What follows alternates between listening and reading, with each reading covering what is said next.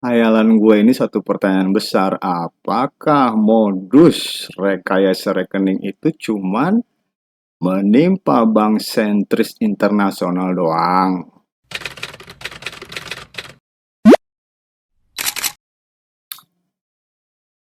Bank sentris masuk di lingkaran kasus BLBI karena kena modus pemalsuan rekening. Jadi rekening bank sentris didobel, dibikin dua dengan satu rekening rekayasa. Apa tujuannya rekening rekayasa ini? Ya, sudah diceritakan berulang-ulang, ditegaskan oleh salah seorang pemilik saham bank sentris, Pak Andri Teja Dharma. Rekening rekayasa itulah tempat penampungan dana yang kemudian disebut-sebut sebagai dana BLBI, yang akhirnya situlah bank sentris masuk dalam pusaran kasus BLBI yang gak kelar-kelar sampai sekarang. Tapi gua kok jadi halu ya coy, gue tuh jadi ngayal-ngayal gimana gitu. Ya gua kan sedikit banyak juga ngikutin ya kasus ini dari tahun, ya udah banyak yang lupa juga sih, tapi garis besarnya itu susah banget, susah, sulit.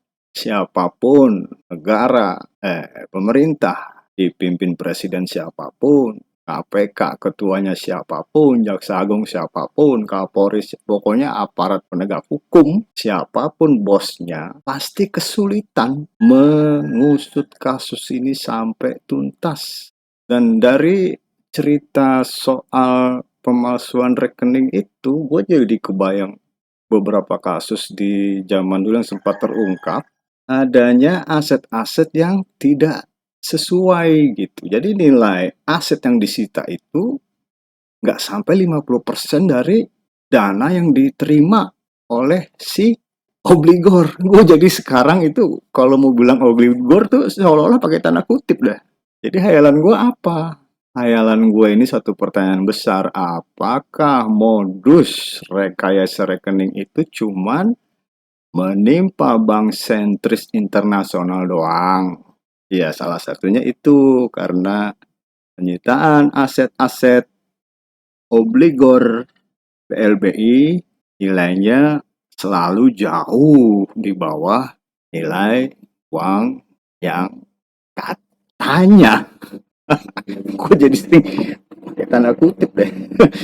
Gara-gara Pak Andri cerita soal itu ya, yang katanya disalurkan ke bank-bank yang bersangkutan. Ada yang ya mungkin ada yang nggak tahu ada apa.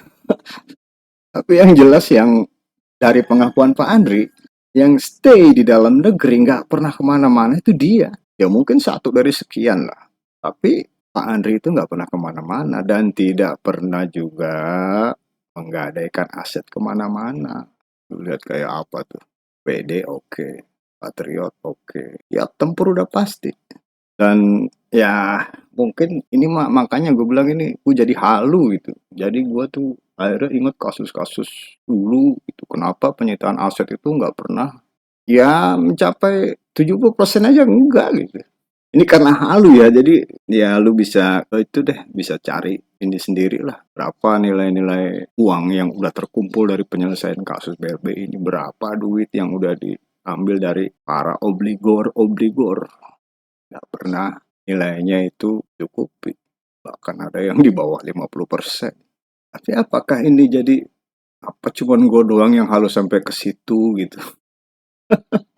Ya itulah makanya di konten yang sebelumnya gue bilang itu ada framing yang bermain di situ, framing yang ditanamkan oleh orang-orang zaman dulu, ya tentu dari pihak yang berkepentingan untuk framing bahwa dana itu masuk ke bank-bank dan karena itu harus ditagih, maka ya ke bawah sampai sekarang.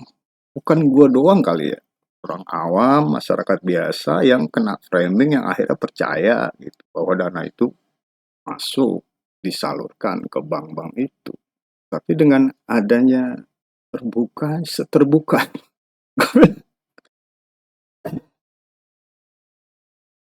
Ya, jadi masuk ke nurul gua, masuk ke nalar gua gitu.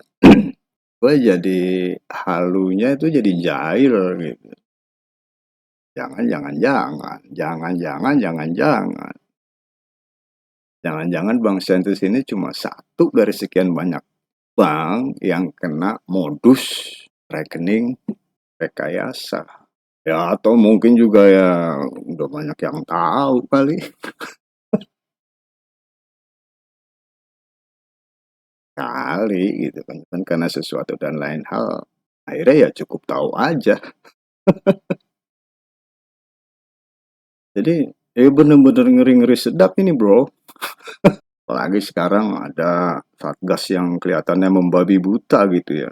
Kan ditegaskan oleh Dewan Pengarah di pusat. Yang penting action dulu. Karena udah males berdebat. Jadi apa? Comot dulu urusan belakangan gitu. Itu hukum apa namanya ya? Ya kayak gitu.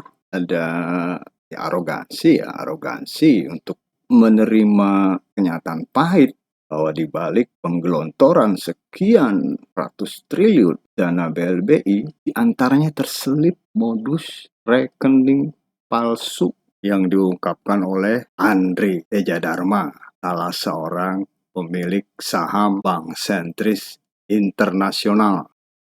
Jadi kayak gitu bro, gua tuh ya barusan ya video gua baru kelar malam ya baru 12 malam tapi gua tuh kepikiran, waduh jangan-jangan bukan bank sentris doang, jangan-jangan namanya juga ngayal ya halu. Ya mudah-mudahan gua doang lah yang halu sampai ke situ-situ. Soalnya kalau orang-orang yang punya integriti yang cukup, punya kapasitas yang ya cukup buat menganalisis apakah modus rekening palsu itu nggak cuma ada di bank sentris doang. Wah ini horor bro. Ya kita lihat aja lah. Kalau ini gak beres juga urusannya ya dan akhirnya nanti jadi PR lagi di pemerintahan yang akan datang.